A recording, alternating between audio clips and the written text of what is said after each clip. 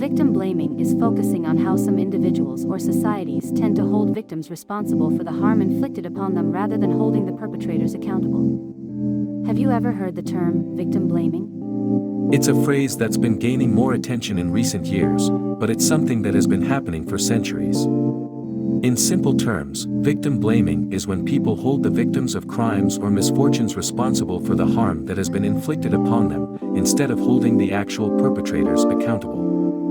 Let's dive deeper into what victim blaming looks like and why it's so harmful to individuals and society as a whole. Picture this scenario. A person is walking down the street when they're suddenly attacked and robbed. In the aftermath of this terrible event, some people might ask, why were they walking alone in that neighborhood? Or, what were they wearing? These questions shift the focus away from the attacker and onto the victim, making it seem as if the victim could have avoided the situation if they had made different choices. This is simply crazy. I'm to blame because some weak-minded person decides to attack me, a random person, because of my clothing. No, the illness is in the attacker. The truth is that no one deserves to be victimized, regardless of their actions or choices. Victim blaming perpetuates the idea that individuals should be able to control external factors and prevent harm from happening to them. This is not only unrealistic but also ignores the fact that the responsibility for causing harm lies with the person who chooses to inflict it. This is a crazy world we're in, and since the pandemic, crime has accelerated. You have to be wise to your surroundings today. But why does victim blaming exist in the first place? There are a few theories. One is that it may serve as a psychological defense mechanism. By blaming victims, people can maintain a sense of control over their own lives and avoid the uncomfortable reality that bad things can happen to anyone, even them. It can also be a way to maintain the belief in a just world, where people get what they deserve, and therefore, if someone is harmed, they must have done something to deserve it. No, karma is not to blame for the infraction, it's the perpetrator.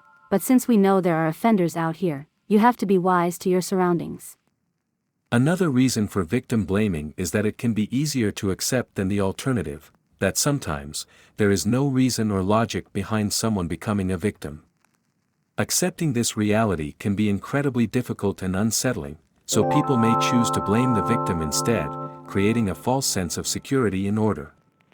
Victim blaming can also be perpetuated by cultural norms and societal beliefs.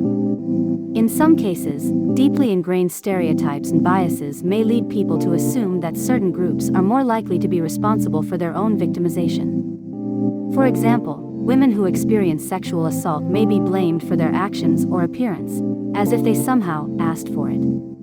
This is not only incredibly harmful to the victim, but it also perpetuates harmful gender stereotypes and normalizes sexual violence. So, what can we do to combat victim blaming? First and foremost, we need to challenge our own beliefs and assumptions about victims. It's essential to recognize that anyone can be a victim, regardless of their choices or circumstances. Next, we need to hold perpetrators accountable for their actions, rather than focusing on what the victim could have done differently. It's also important to offer support to victims and validate their experiences. This means listening without judgment, acknowledging their feelings, and offering help when appropriate. By doing so, we can help to break down the stigma around victimhood and create a more empathetic and supportive environment for those who have experienced trauma. Additionally, we can work to educate others about victim blaming and its harmful effects. This can involve engaging in conversations with friends and family, sharing resources and information, or even joining advocacy groups to promote change on a larger scale. By raising awareness and challenging victim blaming, we can help to create a society that is more understanding and compassionate towards victims. In conclusion, victim blaming is a harmful practice that shifts responsibility away from perpetrators and onto victims. It is rooted in psychological defense mechanisms, a desire for control, and cultural norms, but it only serves to perpetuate harm and injustice. By challenging our own beliefs, holding perpetrators accountable, supporting victims, and educating others, we can help to put an end to victim blaming and create a more compassionate and just society.